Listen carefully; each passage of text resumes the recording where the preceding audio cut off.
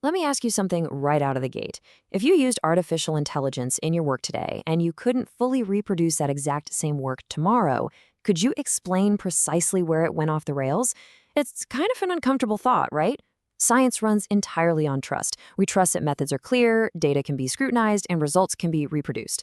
But the second we drop an AI black box right into the middle of our research, that foundation of trust is instantly threatened. So let's figure out how to fix that. Welcome to The Explainer. I am absolutely thrilled you're here with us. Today, we are tackling one of the most pressing challenges in modern research, maintaining rigorous scientific integrity in the age of AI.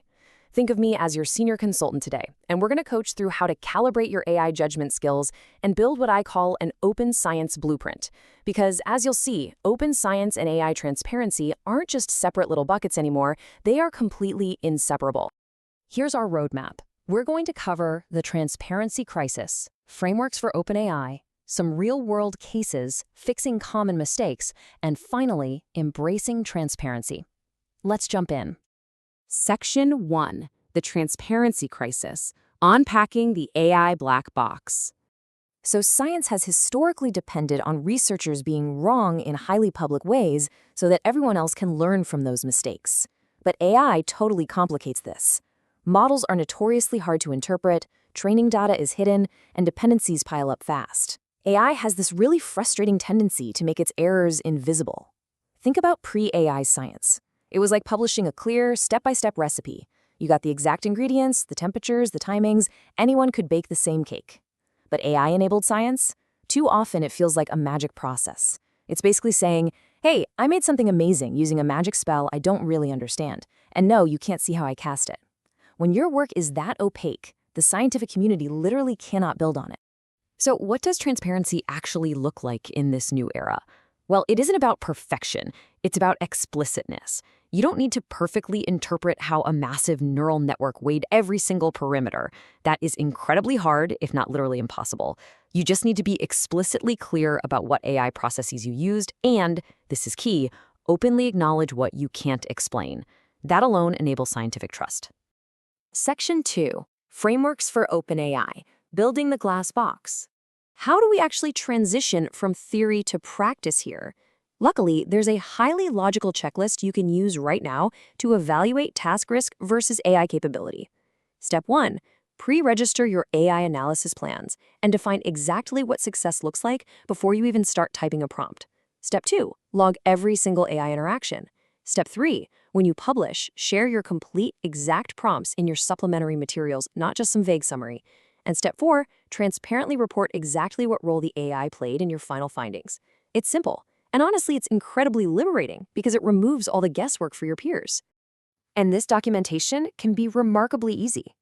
Just a basic AI interaction log acts as the digital evolution of the traditional lab notebook. If you track the date, the specific task, the exact query, the precise model version, and your resulting human action, you're golden. This is not some massive new administrative burden. If a peer reviewer thinks a finding looks a bit odd, they can look directly at this record and see exactly what the AI was fed and what it spit out. Section 3, Real-World Research Cases, Transparency in Action. Let's look at a real scenario. A research team used AI to screen 5,000 papers for a systematic review. But instead of just shrugging and saying, we used AI, they published their complete system prompts, a paper-by-paper log of every decision the AI made, their false positive and negative rates, and the scripts they used for human verification. Why is this so amazing? Because a peer reader can jump in, try an alternative prompt, and independently verify if the AI screening decisions were actually fair for their specific field. Or consider Dr. Lisa, who studies language and cognition. She explicitly justified her choice of GPT-4, but also clearly stated its limitations. In her paper, she literally writes, GPT-4 is a black box. We can't fully interpret its reasoning. Admitting that does not weaken her paper. It dramatically increases our trust in her. She provides explicit paths to achieve 95% reproducibility. Sure, a researcher 3 years from now won't reproduce it perfectly because the model will have changed, but they will know exactly what she did and how close they can get. And for those wanting to really push the envelope, there's Open Notebook Science.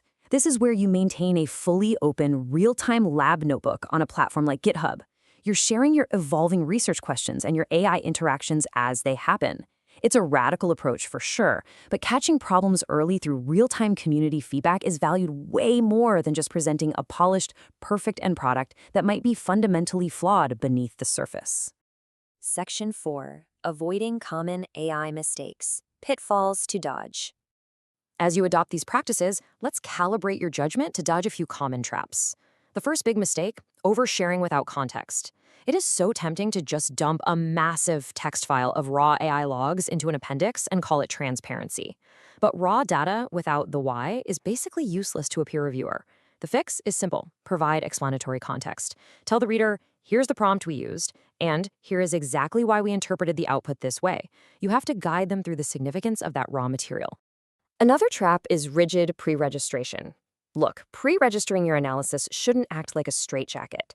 If your initial AI prompt completely fails to produce sensible results, you shouldn't be stuck. The fix here is flexible pre-registration. You want to specify your conditions in advance, like, if prompt A fails to meet our success criteria, we will refine it using these specific constraints and run it again. This stops you from secretly tweaking data to get the result you want, but it still allows for the totally normal trial and error that language models require. And please avoid the mistake of only presenting your polished final results. A lot of researchers hide their failed prompts because they want to look like absolute geniuses who got it right on the first try. But true transparency means showing the messy reality. Say your first prompt resulted in a very common AI hallucination, like spitting out totally fake citations or completely fabricated statistics. Don't hide that. Document it.